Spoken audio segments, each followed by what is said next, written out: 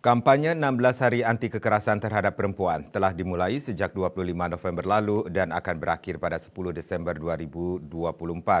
Komisioner Komisi Nasional Anti Kekerasan Terhadap Perempuan Ferianto Sitohang mengatakan kampanye ini dilakukan untuk mendorong upaya-upaya penghapusan kekerasan terhadap perempuan di seluruh dunia termasuk di Indonesia.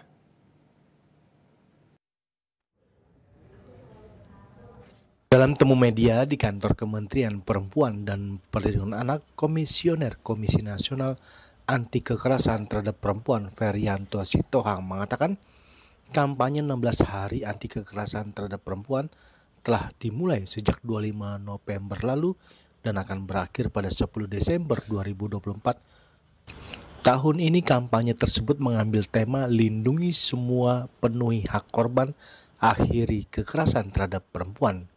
Komisioner Komisi Nasional Anti Kekerasan Terhadap Perempuan Ferianto Sitohang mengatakan kampanye ini dilakukan untuk mendorong upaya-upaya penghapusan kekerasan terhadap perempuan di seluruh dunia termasuk di Indonesia.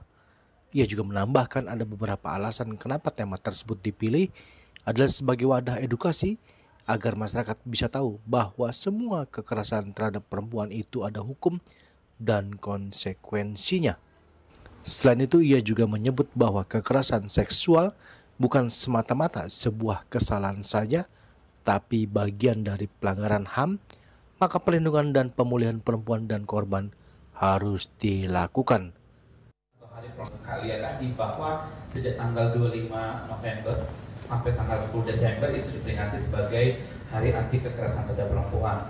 Kalau kita sih sebenarnya menyebutnya 16 Hari Anti Kekerasan Terhadap Perempuan plus gitu. Artinya bahwa peringatan ini bahkan bisa diselenggarakan sampai tanggal 22 Desember. 20 Desember kan diperingati sebagai Hari Ibu atau Hari Perempuan Internasional. Karena isu-isu kekerasan terhadap perempuan masih sangat related gitu. Kalau kita hubungkan sampai dengan Hari Ibu itu gitu.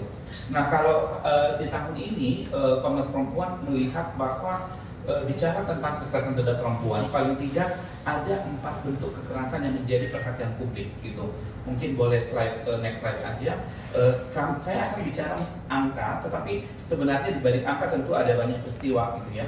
Yang pertama adalah dalam 10 tahun terakhir, 1 dekade, kami mencatat jumlah kasus kekerasan terhadap perempuan itu sebanyak 2.560.571 kasus.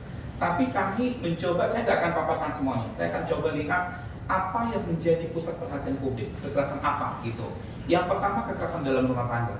KPPA juga pasti, saya lihat juga masih mengambil isu ini menjadi isu utama gitu ya.